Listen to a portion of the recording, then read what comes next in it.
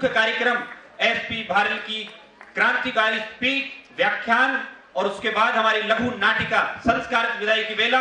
दिल थाम कर और सिर थाम कर बैठिए और भोजन की चिंता बिल्कुल मत करिए। हम अगर आज के दिन 1-1.5 घंटे भूखे रह लेंगे तो कोई फर्क नहीं पड़ेगा, लेकिन यहाँ जो आपको आनंद आएगा वैसा आनंद लेने के लिए आपको बहुत वेट करना पड़ेगा। And time will never come back. इसी के साथ मैं आदरणीय अपनी एसपी भारल जी को बुलाना चाहूंगा कि वो आए। चहेते एसपी भारल हमारे सामने आ रहे हैं और अब मैं आगे का माइक उनको देता हूं। 45 मिनट उनका समय है, 5 मिनट का ग्रेस पीरियड है, 45 मिनट खत्म करेंगे और 5 मिनट में बाइंड अप करेंगे, ऐसा मेरा निवेदन है ना। इतनी देर से कह रहे हैं एसपी भारल आएंगे, एसपी भारल आएंगे, एसपी भारल आएंगे, आप पता सोच रहे हो कितनी कौन सी तोप आएगी। क्रांतिकारी, थोड़ा साउंड कम है, भी साउंड बढ़ाना। क्रांतिकारी क्रांतिकारी, कोई क्रांतिकारी में क्या उनमें कोई खून भरने आया हूं मैं, पता नहीं। दोस्तों मेरा नाम एसपी भारल है और मैं जयपुर से आया हूं। मेरा नाम सिद्धार्थ प्रकाश भारल होता है। थोड़ा साउंड डाउन करना भाई। 43 मिनट और है मेरे पास और मैं यहां से बोल दूंगा कि मैं और 15 मिनट ज्यादा लूंगा तो तुम क्या कर लोगे। ये तो तब तक मेरा बिगाड़ सकते जब तक इन्होंने माइक नहीं दिया। माइक देने के बाद तो फिर अपन आ जाए और खाने की व्यवस्था तुम्हारी है।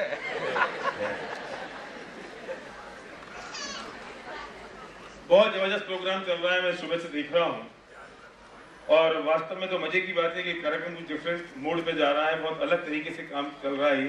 कोई भी लोग खड़े नहीं रहे। आपको जगह नहीं तो ऊपर आ जाओ ना, बैठो ऊपर। जगह है इधर, बैठो। कब तक खड़े रहोगे यार? आ जाओ, आ जाओ, मैं तो बोलने वाला हूँ 1-1.25 घंटा। बैठो उधर, जल्दी आ जाओ, सीरियसली बैठो। आगे खिंचाओ, आगे आगे और आगे आगे आ जाओ, जल्दी आगे आ जाओ, आगे। ऐसे पीछे क्यों बैठे हो? कोई मतलब यहाँ ये मजा नहीं आ रहा इसमें? नहीं ये है। हेलो, अब ठीक है? आगे आ जाओ, अभी आगे, जल्दी जल्दी। आज मैं आपसे कुछ बात करने जा रहा हूं जो मुझे विशेष रूप से करनी है। वो ये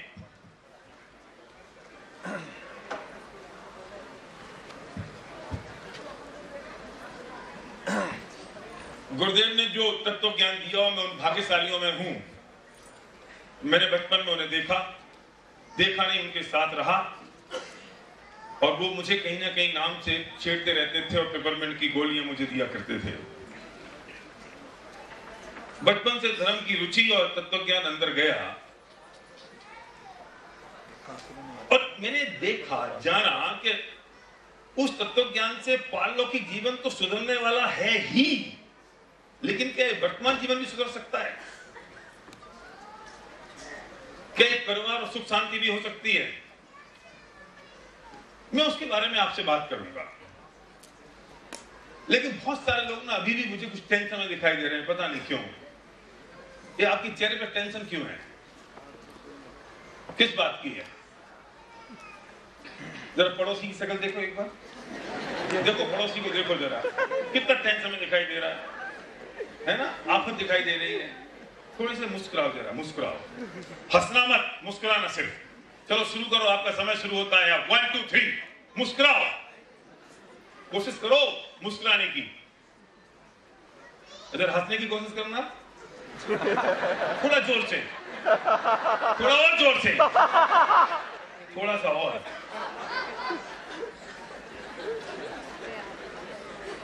अब मुस्कुराते भी है ना जैसे कोई पॉइंट भी ऐसे चौड़े करते हैं जैसे कोई इंच नाप के कर रहे हैं एटिकेट के साथ। मुझे आज तक यही बात समझ में नहीं आई कि हम खुश होते हैं तो मुस्कुराते हैं या मुस्कुराते हैं तो खुश होते हैं। मेरा क्वेश्चन समझ में आया सुशील जी? क्या है? हम खुश होते हैं तो मुस्कुराते हैं या मुस्कुराते हैं तो खुश होते हैं? नितिन भाई चलो ऐसे समझ में नहीं आएगी, दूसरे तरीके से समझ लो, मैं समझाऊंगा, चिंता मत करो। हम डरते हैं तो भागते हैं या भागते हैं तो डर लगता है? हैं? मनीष बोल। डरते हैं तो भागते हैं? नहीं, भागते हैं तो डर लगता है। रात को 2 बजे अपने घर की गली में निकलना, कुत्ता भौंकना शुरू करेगा, और तुम भागोगे। तो जैसे ही तुम भागते हो तो तुम्हें डर लगता है या नहीं? तुम भागना बंद कर दो, कुत्ता उल्टे मुंह लौट जाएगा। तुम दौड़ते हो, तुम भागते हो तो डर लगता है। हम उल्टा समझते हैं। आज तक समस्या तो ये है, तुम सोचते हो कि कोई खुशी मिलेगी तो हम मुस्कुराएंगे। अरे मुस्कुराना शुरू कर दो, खुशी तुम्हारा पीछा करना शुरू करेगी।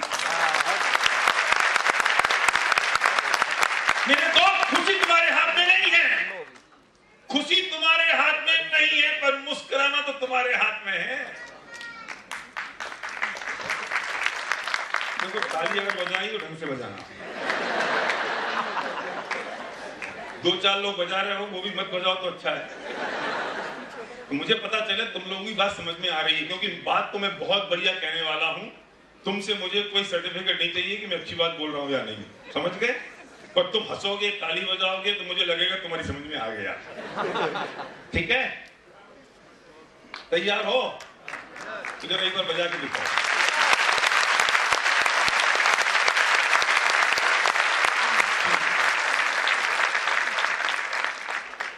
मुझे पता नहीं चलता, हम पूरी दुनिया को अपने तरीके से, अपने तौर तरीके से घुमाने की कोशिश करते हैं। पूरी दुनिया को। जरा गिलास देना पानी का भाई। Thank you. हमें एक बात बताओ, ये स्ट्रेस होता क्यों है? स्ट्रेस का कारण एक ही है कि जो हम चाहते हैं वो होता नहीं है, जो होता है वो हम चाहते नहीं है। अशोक जी बताओ, जब भी स्ट्रेस हुआ, वो आपकी कैपिटल में वो क्या शेयर मार्केट डाउन हो गया था और आपने लिमिटेड कंपनी शुरू की थी, तो ब्लड प्रेशर आपका बढ़ गया था। क्यों? जो चाहते हैं वो होता नहीं है, जो होता है वो चाहते नहीं है। एक ही समस्या है, एक ही फंडामेंटल है। कितनी गर्मी हो रही है, बाप रे, थोड़ी सर्दी होनी चाहिए। चाहते हैं सर्दी, हो रही है गर्मी, और जब सर्दी हो जाएगी, अरे यार कैसी कड़ाके की सर्दी पड़ रही है, थोड़ी सी सूरज तो निकल आए। जो हो रहा है वो चाहते नहीं है, जो चाहते हैं वो होता नहीं है। इस स्ट्रेस में याद करो, आपकी जिंदगी में पिछले 6 महीने में जितने स्ट्रेस आए, वो सारे स्ट्रेस का कारण क्या था? जो हुआ वो तुमने चाहा नहीं, और जो चाहा वो हुआ नहीं। टोडरमैन जी एक बात कहते हैं मोक्षा प्रकाशक में, चीजें मेरे हिसाब से पढ़ने में मैं ही चाहता हूं, चीजें तेरे हिसाब से पढ़ने में की नहीं। तू चीजों के हिसाब से पढ़ने में लग। जो हो रहा है उसे चाहने लगे तो समस्या दूर हो सकती है नहीं? क्योंकि जो चाहते हैं वो होता नहीं है, जो होता है उसे चाहते नहीं है। वो होना तो मेरे हाथ में नहीं है, लेकिन चाहना तो मेरे हाथ में है। तो टेंशन खत्म हो सकती है नहीं? मुझे नहीं पता। कुत्ता भौंक रहा है रात को 2 बजे। एक नेताजी सो रहे थे होटल में, बड़े परेशान, बड़े दुखी, मैनेजर को चिल्लाए बुलाए, ये जल्दी से कुत्ते को बंद कर।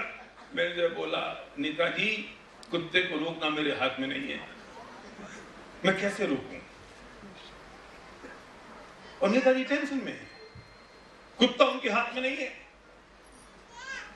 कुत्ते के भौंकने से हमें टेंशन होती है, पर कुत्ते को शांति मिलती है।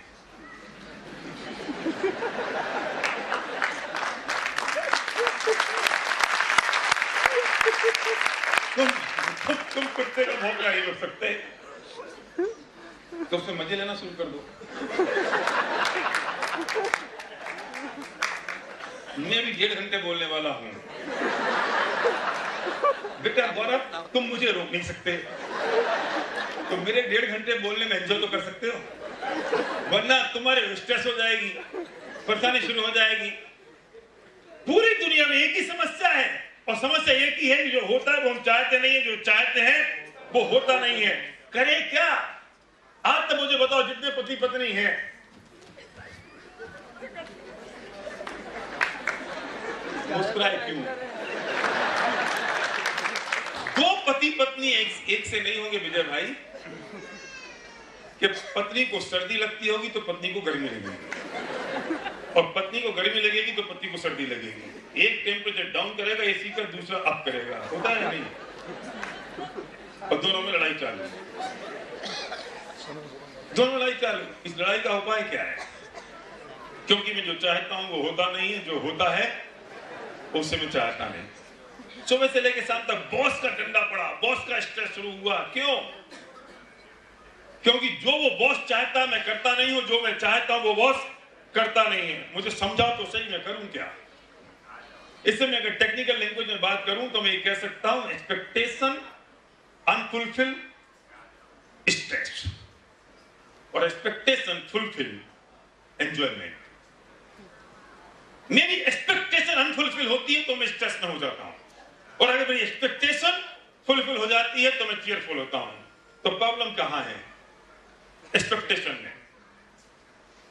प्रॉब्लम कहां है? अपेक्षा में। मेरी अपेक्षाएं अगर पूरी नहीं होती है तो मैं दुखी हो जाता हूं, मेरी अपेक्षाएं अगर पूरी हो जाती हैं तो मैं अपने आप को सुखी मानने लगता हूं। तो समस्या ना सामने वाले में, ना समस्या मेरे में, सारी समस्या सिर्फ अपेक्षाओं में है। सारी प्रॉब्लम की जड़ सिर्फ एक्सपेक्टेशन है। पति पत्नी की आज तक जितनी लड़ाई हुई उसमें सारी की सारी समस्या सिर्फ एक्सपेक्टेशन की है। पति एक्सपेक्ट करता है कि जब वो शाम को 6 बजे आ रहा है, 7 बजे आ रहा है, तो पत्नी उसकी पानी का गिलास लेके फिल्मी नायिका की तरह खड़ी हो जाए। और पत्नी सोचती है कि कम वक्त यही अकेला थोड़ी काम कर रहा है, मैं भी तो सुबह शाम तक बच्चे को पाल रही हूं। उसकी अपेक्षा है कि वो पति आके पूछे तो सही कि तुम सुबह से परेशान तो नहीं हो रही हो आज, और पति की अपेक्षा है कि पानी का गिलास लेके खड़ी हो जाए। तो सारी समस्या ना पत्नी में है, ना सारी समस्या पति में है, दोनों की समस्या सिर्फ अपेक्षा है। ऋषभ, अपेक्षा को सत्यानाश कर दो ना। पूरा जो एम्प्लॉय है उसकी अपेक्षा है कि एम्प्लॉय, वो जो साकेत ने कहा था ना, साकेत राइट, साकेत ने कहा था ना कि 1 2 3 एम्प्लॉय की इच्छा होती है कि एक को हायर करूं, दुगनी सैलरी दूं और 3 गुना काम लूं। और इसकी अपेक्षा क्या होती है? सरकारी नौकरी जैसा कोई एम्प्लॉय नहीं मिल सकता, सारा काम भी नहीं करना पड़े और पैसा भी मिल जाए। सारी समस्या अपेक्षा की है। शरीर से मैं अपेक्षा करता हूं कि मजबूत रहे, मुझे रात को चैन की नींद आए, मैं दौड़ता भागता रहूं, और वो मेरी अपेक्षा पूरी नहीं होती और मैं स्ट्रेस में आ जाता हूं। मैं आपको 1 घंटे तक ये उदाहरण दे सकता हूं, 1000, और आपके पास भी सारे उदाहरण हैं कि सारी तकलीफ और सारे दुखी होने की जड़ सिर्फ अपेक्षा है।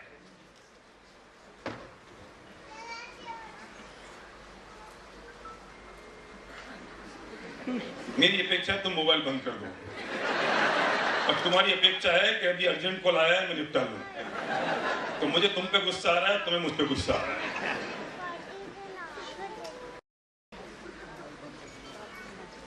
ये फुलफिल होना और नहीं होना मेरे हाथ में नहीं है। ये पूरी होना नहीं पूरी होना मेरे हाथ में नहीं है, लेकिन अपेक्षा करना या नहीं करना तो मेरे हाथ में हो सकता है कि नहीं। दोस्त, एक बहुत बड़ी बात कह रहा हूं कि हम 70% अतीत की बातों में उलझे रहते हैं, 29% हम भविष्य की बातों में उलझे रहते हैं, और सिर्फ 1% हम वर्तमान में रहते हैं। सुबह से लेकर शाम तक आप याद करो, 70% बातों से हम परेशान होते हैं जो अतीत में बीत गई, जिनमें कुछ नहीं हो सकता।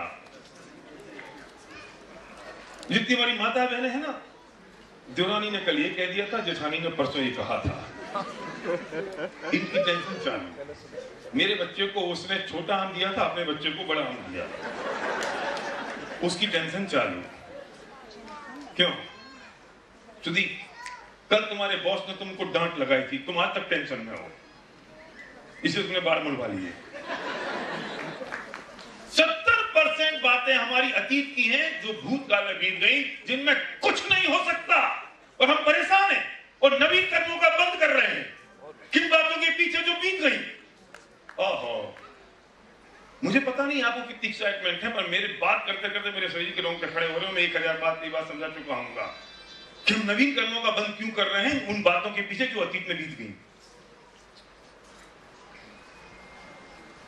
और जो कर्म बांधे ना हमने, कहां गए भाई जीपीएम, जो कर्म बांधे ना वे भविष्य में उदय में आएंगे कि नहीं आएंगे। और मजे की बात तो है कि वे कर्म बांधे क्यों, किस बात के पीछे बांधे? जो बीत चुका, जो हो चुका, जिसमें कुछ नहीं हो सकता, उसके पीछे हमने कर्म बांध दिए। और या फिर हम 29% उन बातों में उलझे हैं जो भविष्य में होंगी, और उसके लिए भी हम क्या कर रहे हैं? और ये पता नहीं भी होंगी कि नहीं, ये मालूम नहीं हो पाएगा या नहीं, लेकिन कर्म फोकड़ में बांध लिए। और 1% मैं इसलिए बोल रहा हूं क्योंकि इसके अलावा मेरे पास बोलने के लिए फिगर नहीं है।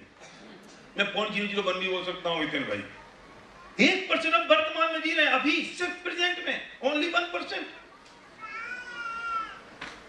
और आप दुखी कब हो? नाउ।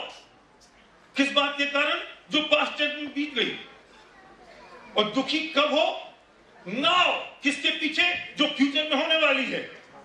परेशानी कब हो रही है? नाउ, अभी। और अभी की चिंता नहीं है। वाह, मजा आ गया। अभी की चिंता नहीं है। अरे एक पल को जी लो, अभी इस पल को जी लो, आज के इस मोमेंट को जी लो। तुम इस पल को जियोगे ना जो आज का है। वर्तमान काल कितने टाइम का है? एक समय का। एक समय मतलब अब वो पान के पत्ते, उंगली, वो डाली सुई, वो सब छोड़ दो, वो बातें समझ में नहीं आएंगी। एक पल, एक समय मतलब एक सेकंड, एक पलक झपकी, तो इसे एक पल मान लो, एक समय मान लो। कोई करना नहीं वाला मुझे समझाना मत, इसमें अनंत हो गए। मैं वो भाषा में बात करना चाहता हूं जिसका भाव भाषण हो सके और जो फील हो सके, दिल के अंदर कोने तक चुभ सके। एक पल है ये वर्तमान काल अभी का। मैंने तुमसे बोला पल, तो पा गया पास्ट टेंस में, और ला प्रेजेंट में आया, और ला खत्म किया तो ला चला गया पास्ट टेंस में।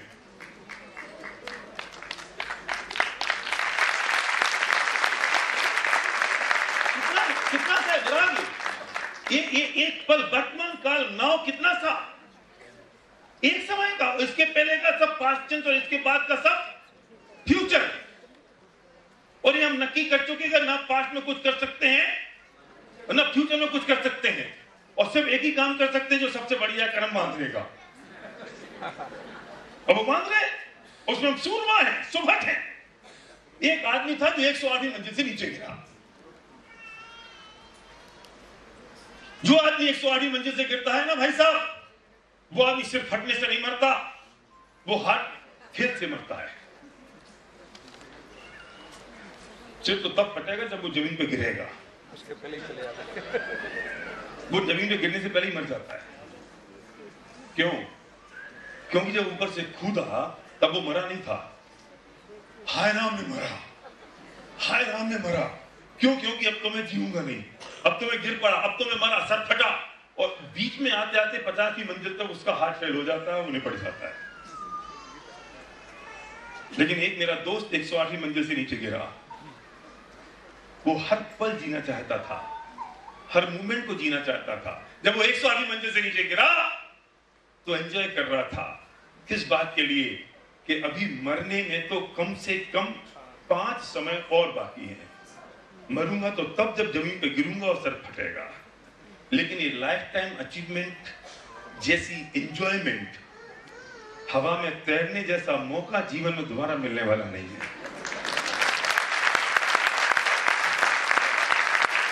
और एक आदमी ने 60वीं मंजिल से मुंह निकाल के पूछा उससे, कैसा है भाई? बोला अभी तक तो बहुत बढ़िया। फिर 30वीं मंजिल पे किसी ने पूछा कैसा है? I am enjoying.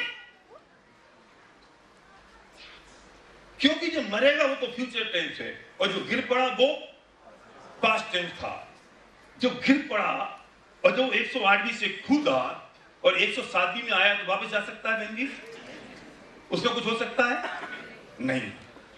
जब वो 107वीं मंजिल पे आया तो ग्राउंड फ्लोर पे अभी जा सकता है? वो तो फ्यूचर है ना। 107वीं हो गई पास्ट टेंस, और 108वीं है पास्ट टेंस, 107 पे खड़ा और 106 है फ्यूचर। 106 में जा सकता है अभी? नो। 108 में जा सकता है अभी? तो 107 का एंजॉय क्यों नहीं करे? उस एक पल को, उस एक मोमेंट को अगर उसे एंजॉय करना सीख लिया, धरती पे कोई दूसरी ताकत नहीं जो आपको दुखी कर दे। आपको भी भूख नहीं लगी है, आप परेशान इस बात से हो कि अब खाना कैसे मिलेगा, आप इस बात से परेशान हो कि उपवास कैसे मिलेंगे, और मुझे पास नहीं मिले तो, और मैं लेट हो गया तो खाना खत्म हो जाएगा, इस बात से अभी परेशान हो, मुझे नहीं सुन रहे।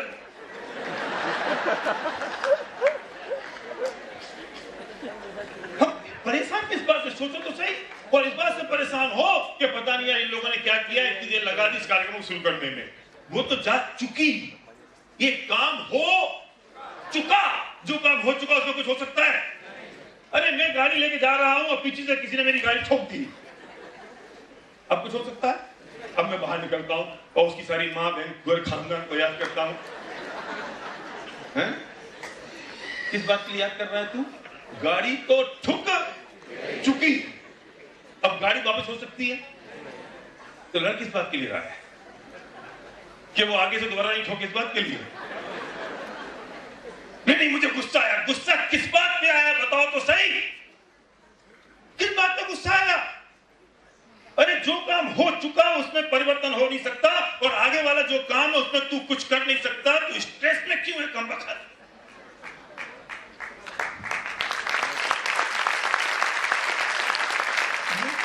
क्यों परेशान है? लेकिन मैं एक बात और कहता हूं कि हमारी आदत पड़ गई है प्रॉब्लम्स को बाय करने की। We are the master buyers of the problems. भैया जी हम प्रॉब्लम्स को खरीदते हैं। गाड़ी ठुकी, मैं बाहर निकला, उसकी माँ को याद किया, बहन को याद किया, रिश्तेदारों कुटुंबों को याद किया, उसने आके मुझे याद किया, मैंने गाली दी, उसने थप्पड़ मारा, मैंने थप्पड़ मारा, हम पुलिस में चले गए, केस हो गया, गाड़ी अंदर चली गई। क्या किया मैंने? प्रॉब्लम बाय की ना मैंने। अब मैं एक दूसरा काम और कर सकता हूं। गाड़ी ठुकी, मैंने मुंह खिड़की से बाहर निकाला और मुस्कुरा दिया। अब वो बाहर निकल के मुस्कुराएगा, I am sorry, okay it's all right, finish, matter खत्म।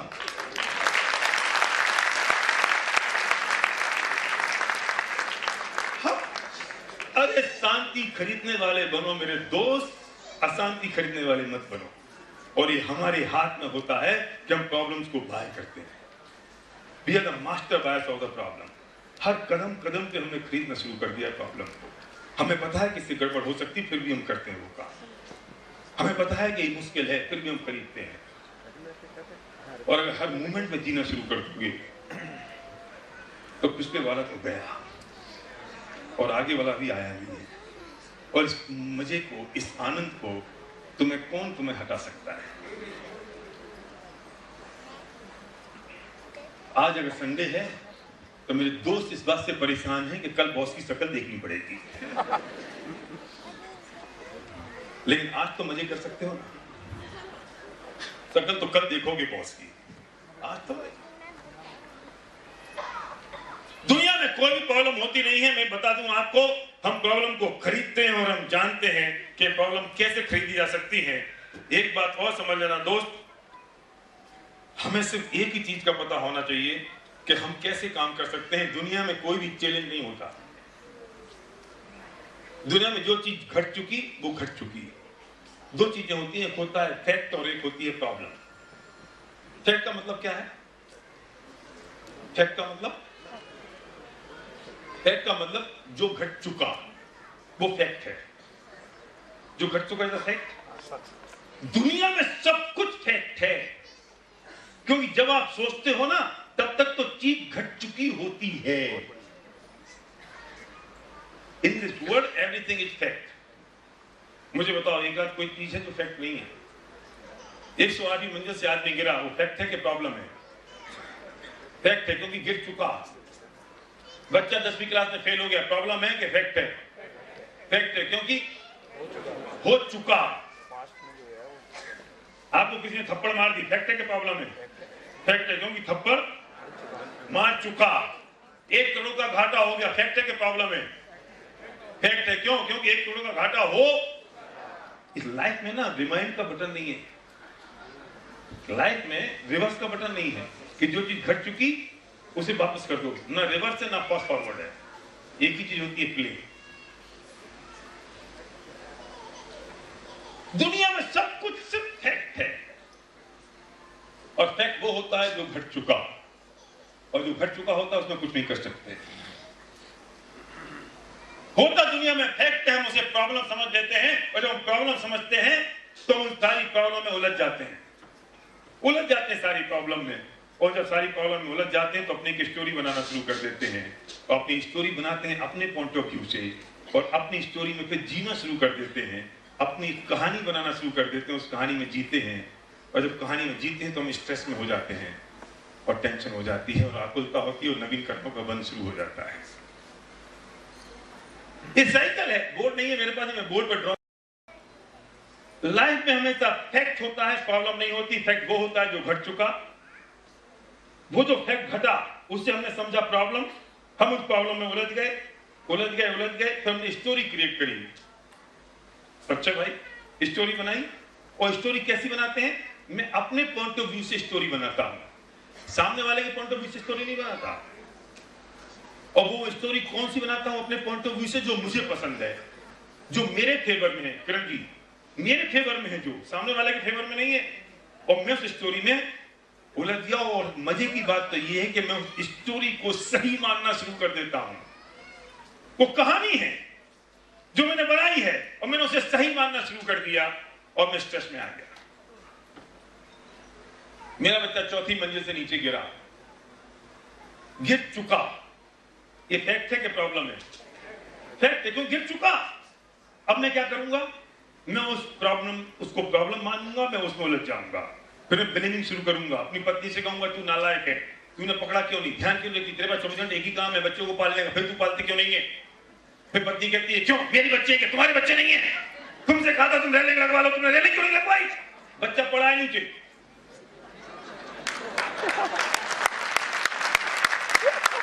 और हम किसमें लगे? ब्लेमिंग में। तूने क्या, तेरी वजह से हुआ। हम ब्लेमिंग शुरू कर देते हैं। 10 लाख का घाटा हुआ, मैंने पार्टनर को ब्लेम किया, पार्टनर ने मुझे ब्लेम किया, हमारी ब्लेमिंग चालू है, घाटा चूल्हे में गया। और फिर हमने स्टोरी बनाई। कौन सी स्टोरी बनाई? कि पत्नी समझते नहीं है, बेवकूफ है, बच्चे पालना आते नहीं है। और स्टोरी मैंने बनाई, मेरी स्टोरी। किसके फेवर की? मेरे फेवर की। और मैंने उस स्टोरी को सही मान लिया, और स्टोरी को मैंने पकड़ लिया। हुआ क्या था? फैक्ट। अरे वाह, क्या बात, बहुत खूब, मजा आ गया। लाओ मां कर दे दो, मुझे दुगनी ताकत लगती समझाने में, अब आसानी से काम होगा।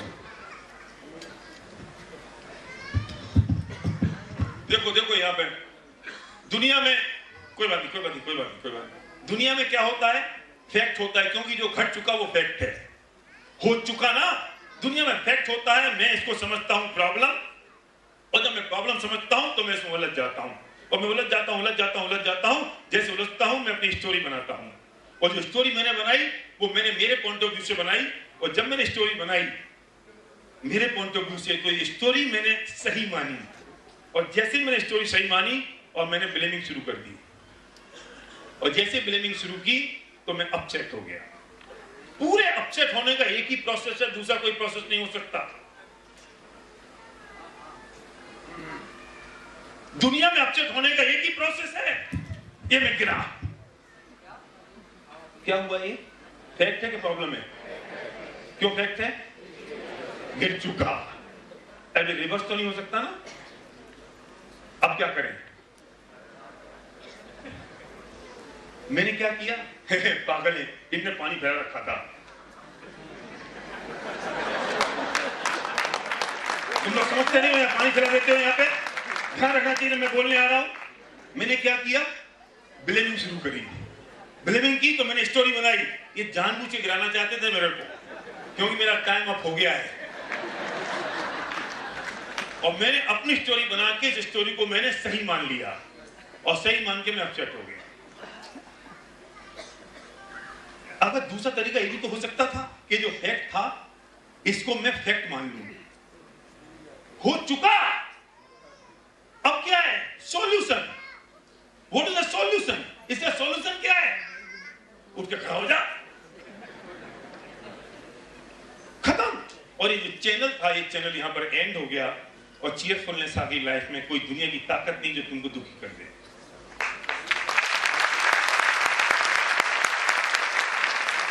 और इसके आगे की एक बात और है कि हम, अरे बच्चे नीचे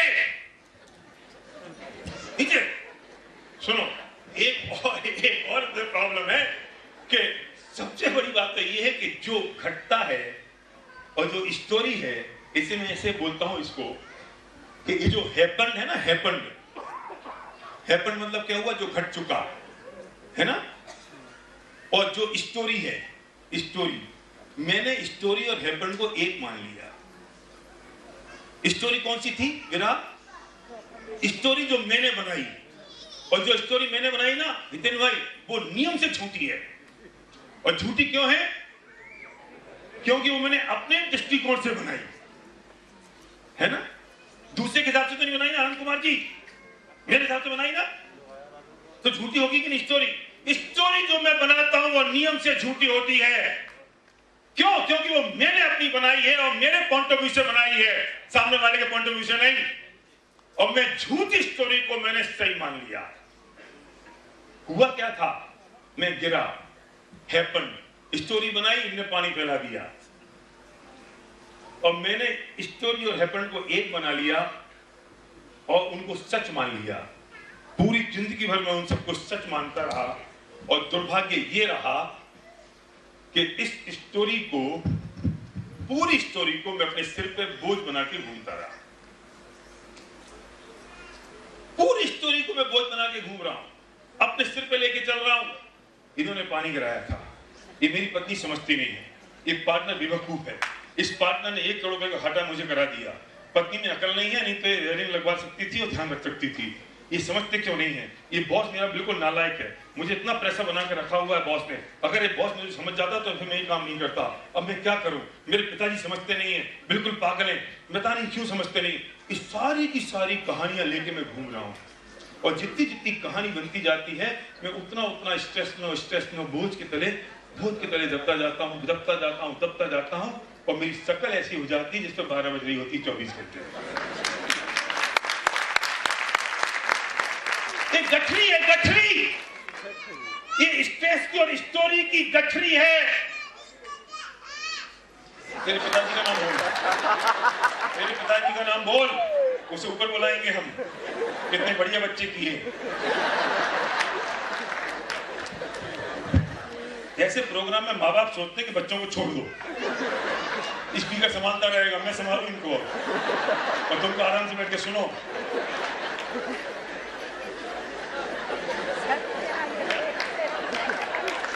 ऐसा है, मुश्किल से तो मैं गर्म होता हूँ बोलने के लिए, और फिर एकदम ठंडा कर देते हैं। भाई गर्म है, मेरे टाइम में नहीं जाएगा।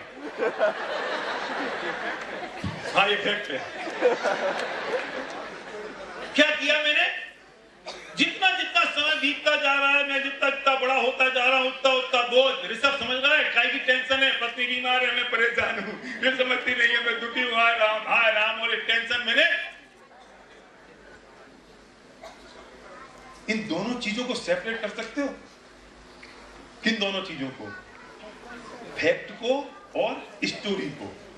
और ये जो बोझ तुमने स्टोरी को अपने सिर पे लिया है, इसको उठा के बाहर फेंक दो।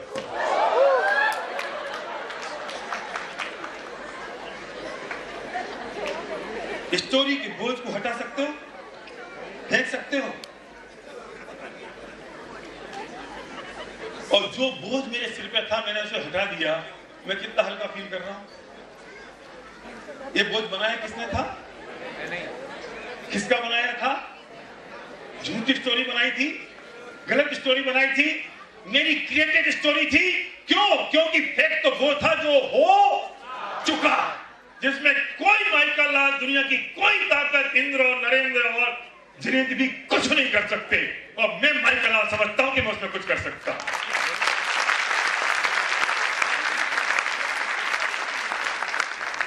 मैं सोचता हूं, इससे तो सुखी क्यों है, ये अनंत सुखी क्यों है कि ये मानते हैं कि जो फैक्ट है वो फैक्ट है, उसमें कुछ नहीं हो सकता। और हम मूर्ख चंद उनसे ज्यादा समझदार ये समझते हैं कि मैं फैक्ट में भी कुछ परिवर्तन कर सकता हूं। इसलिए मैं दुखी हूं, इसलिए मैं परेशान हूं। बस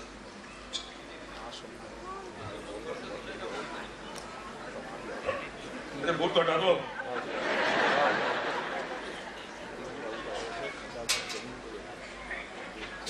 मैं एक बात कह के, मेरे पास 5 मिनट का समय बचा है, ज्यादा मैं बात नहीं कहूंगा। मैं 1-2 बात कह के खत्म करूंगा, मुझे 5-10 मिनट लगेंगे वो खत्म करने में। जिंदगी में सुखी होना और दुखी होना सिर्फ मेरे हाथ में, कोई मेरा कुछ बिगाड़ नहीं सकता। एक गांव में एक बहुत बड़ा अखाड़ा था और उस अखाड़े में एक जालिम सिंह नाम का बहुत बड़ा कुश्ती खेलने वाला खिलाड़ी था और वो हर हफ्ते आता और कहता, आवाज लगाता है कोई जालिम सिंह के साथ लड़ने वाला, और कोई नहीं लड़ता क्योंकि हर एक आदमी लड़ लड़ के उससे हार गया। वो कहता है यार जालिम सिंह से नहीं जीत सकते क्योंकि तो बहुत पहलवान आदमी है। फिर एक दिन मेरा दोस्त झुम्मन उस अखाड़े में आ गया साके, और वो झुम्मन बिल्कुल दुबला पतला किरकांट सा, मेरे जैसा पतला, और आके झुम्मन सिंह से कहता है कि मैं लड़ता हूं। जालिम सिंह से कहता है मैं लड़ता हूं।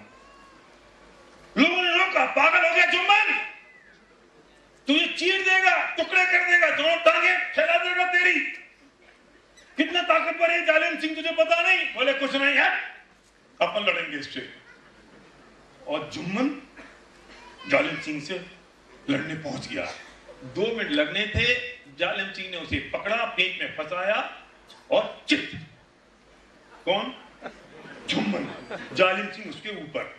और जैसे ही जालिम सिंह ने, झुम्मन ने देखा कि जालिम सिंह तो जीत गया, और लेटे लेटे झुम्मन बोलता है सुनो, जालिम सिंह जीत गया, झुम्मन हार गया, जालिम सिंह जीत गया, झुम्मन हार गया। जालिम सिंह घबरा गया, यार ये क्या हो गया, ये इतना एक्साइटेड क्यों है, ये इतना खुश क्यों है, क्योंकि जीता तो मैं हूं, हारा ये है। जालिम सिंह घबरा गया और खड़ा होकर कोने में देख रहा है। हुआ क्या, और झुम्मन वहां से खड़ा हुआ और पूरी रिंग में नाच लगा। झुम्मन हार गया, जालिम सिंह जीत गया, झुम्मन हार गया, जालिम सिंह जीत गया। जैसे वो नाच रहा था, जितने लोग फूल माला और गुलदस्ते लेके आते जालिम सिंह के लिए, उसने झुम्मन के गले में डालना शुरू कर दिया। एक आदमी आया दौड़ते दौड़ते, झुम्मन के नीचे टांग में सिर फंसाया और उसको कंधे पे बिठा लिया। झुम्मन हार गया, जालिम सिंह जीत गया, झुम्मन हार गया, जालिम सिंह जीत गया। पूरे गांव में जुलूस किस बात का, जालिम सिंह जीत गया, झुम्मन हार गया। अगला हफ्ता आया, फिर जालिम सिंह खड़ा हुआ, है कोई माई का लाल आ जाए कुश्ती लड़ने के लिए? कोई नहीं आया। झुम्मन फिर आ गया। जालिम सिंह बोला, हे भाई झुम्मन, तेरे से तो मैं नहीं जीत सकता, मैं दुनिया में किसी आदमी से जीत जाऊंगा पर मैं झुम्मन से नहीं जीत सकता।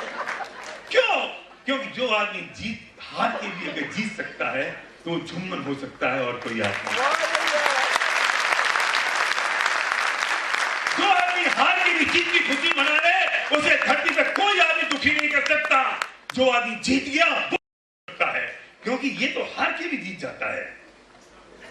दुनिया में तुम्हें कोई परेशान नहीं कर सकता अगर तुम हार के भी जीत जाते हो। मैं एक बात कहता हूं, समझ लेना, मैं एडमायर करता हूं इस गौरव सौरभ के इस प्रपोजल को, गौरव सौरभ के इस काम को। विजय जी बरजत्ता इनके साथ काम मेहनत करके लग रहे हैं। एक बात समझ लेना दोस्त, ये मत समझना कि तुम्हारे बच्चे को आके पोंगा पंडित बना देंगे। पंडित को बना देंगे पर पोंगा नहीं। मुझे नहीं पता तुम पंडित को क्या समझते हो। मैं पंडित हूं, मैं शान के साथ कह रहा हूं, मैं पंडित हूं। क्या समझते हो पंडित को तुम, कि वो पंडित आएगा फटी हुई धोती पहन के? तुम समझते हो पंडित को वो कि इसे समाज कोई जानेगी नहीं, पहचानेगी नहीं? तुम पंडित समझते हो वो जो शादी के फेरे करता है और पूरी दुनिया के लोग उसकी मजाक उड़ाते हैं। वो पंडित नहीं होते हैं, हमारे लोग आध्यात्मिक विद्वान बनते हैं। और ये लोग और इस पाठशाला में आके, इस इंस्टीट्यूट में आके, ये जैन यंग जैन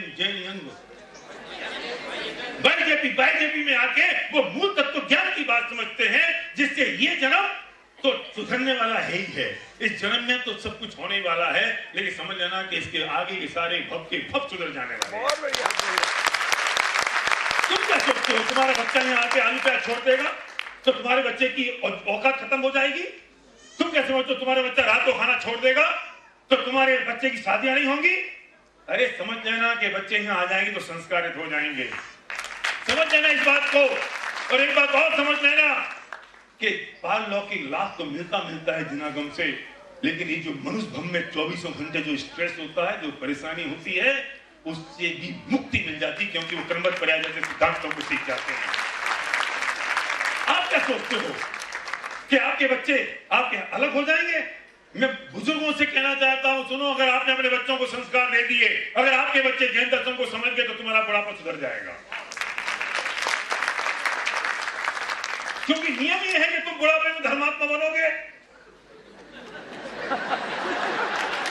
फिर तुम रात को नहीं खाओगे, आलू नहीं खाओगे, और तुम्हारा बच्चा फिर रात को खाएगा और कहेगा ये पिताजी नहीं खाते ना, शाम को 5 बजे बना दिया कर इनके लिए, इनके बना दे लौकी और हम खाएंगे आलू। फिर तुम्हारे सीने में सांप लौटेंगे इस बात के लिए कि अगर मैं संस्कार दे देता बच्चे को, तुम साढ़े 5 बजे शाम को टाइम टेबल में खाना खा रहे हो।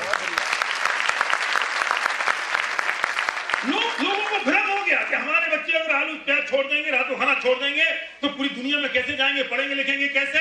अरे सुनो, मैं पूरी दुनिया में घूमता हूँ, रात को नहीं खाता, आलू प्याज जमीन नहीं खाता हूँ, मेरा व्यवहार और आचरण आपको पता है, लेकिन आज तक पूरी धरती में, पूरी दुनिया में मुझे एक दिन तकलीफ नहीं आई, एक दिन तकलीफ नहीं आई।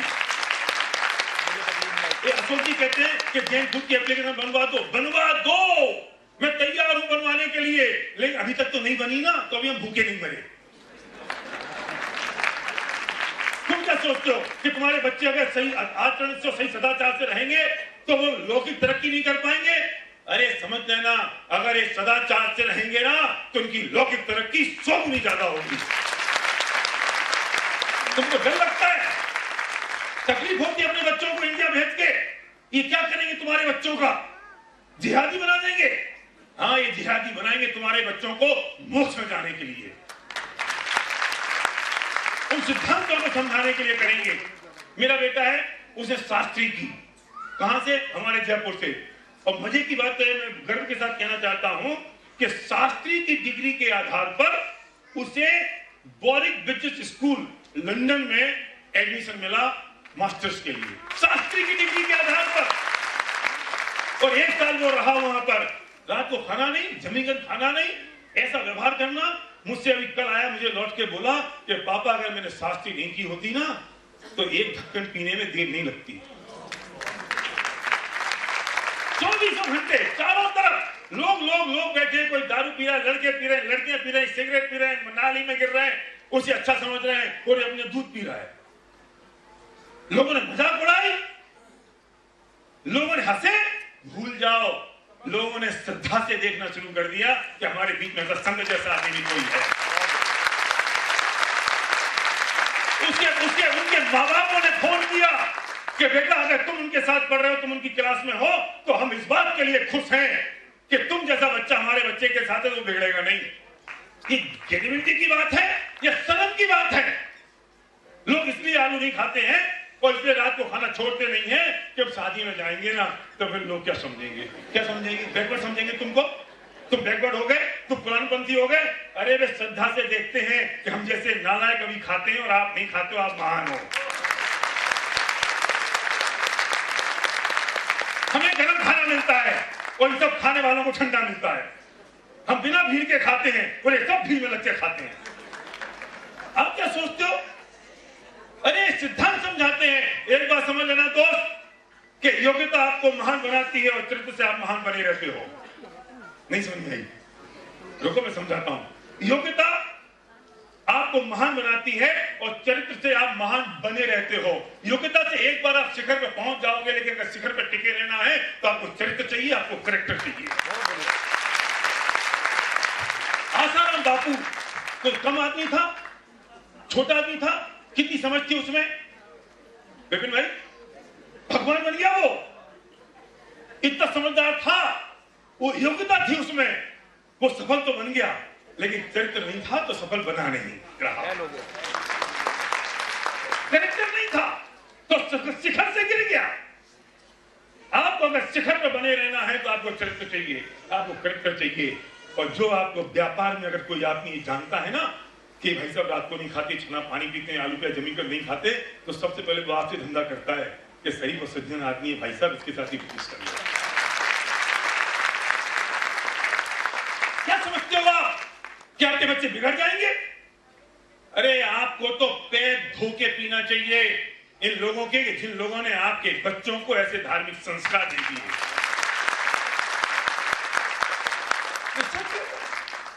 शादियां नहीं होगी, शादियां नहीं होगी। एक दिन वो आ जाएगा अगले 10 सालों के अंदर कि यंगस्टर्स को अपने बायोडेटा में लिखना पड़ेगा I am the student of YGF, और फिर लड़की वाला और लड़के वाला कहेगा अच्छा संस्कारित होगा भैया, इससे शादी करो। आप पसंद करोगे अपनी बेटी की शादी उससे करना जो दारू पीता हो? तो फिर आप तो पसंद करोगे नहीं, लेकिन आपको अपने बच्चे को बनाना है मॉडर्न। ये मॉडर्न की परिभाषा है, ये मॉडर्न की परिभाषा होती है। ये जितने भी ये लाल कॉलर में दिख रहे हैं ना, मैं आंख बंद करके इन पर 1 करोड़ का भरोसा कर सकता हूं, मैं आंख बंद करके इन पर कुछ भी कर सकता हूं, क्योंकि जनागम इनके अंदर बस गया है। अगर आपने अपने बच्चों को आज तक नहीं भेजा तो आपने गलत काम किया है। आप अछूते रह गए हो। मौका आपके पास है, आप इंदौर में रहने वाले हो, आपके बगल में जहां बोतल रखने की जगह है वहां पे एक एप्लीकेशन फॉर्म है, भरो उसे। और अगले सैटरडे संडे को, अगले सैटरडे संडे सही, अगले सैटरडे संडे को एक इंट्रोडक्टरी सेशन करेंगे गौरव और सौरभ। कहां करोगे बोलो, लोकेशन बताओ और टाइम बताओ। साधना नगर में। टाइम सुबह 8:30 से 9:30 अगले सैटरडे संडे को साधना नगर मंदिर में इंट्रोडक्टरी सेशन करेंगे उन सब नए लोगों के लिए जो लोग इस प्रोग्राम में अभी तक एनरोल नहीं हुए हैं और एनरोल होना चाहते हैं, वे आके देखें। आप आके देखो कि यहाँ क्या पढ़ाया जाता है। मैं सारे पेरेंट्स से भी आह्वान करता हूं कि आप भी आओ और आप देखो मेरे बच्चे क्या पढ़ेंगे। देखो, सुनो, सीखो कि क्रमबद्ध पर्याय जैसे सिद्धांत को समझेंगे। गुरुदेव ने जिन ग्रंथों को खोल दिया, जिसका सार समझा दिया, जिनसे लोगों की जिंदगी में परिवर्तन आ गया और ये संसार का भाव हो गया, वो चीजें वहां सिखाई जा रही हैं। आओ एक बार वो इंट्रोडक्टरी सेशन देखो आप, इससे बढ़िया कोई चीज नहीं हो सकती है। और ऐसे काम को करने के लिए खुले मन से जो आदमी धन दे सकता हो वो धन दे, जो आदमी पैसा दे सकता हो वो पैसा दे, जो अपनी सेवा दे सकता हो वो सेवा दे, और जो आके सीखना चाहता हो वो सीखे। तभी काम होगा और हम तत्व ज्ञान को बहुत आगे लेके जाएंगे आप लोगों के साथ, आपके साथ मिलके। आप तैयार हैं? मेरी बात पूरी हो गई, गौरव पीछे आ गया। Thank you very much.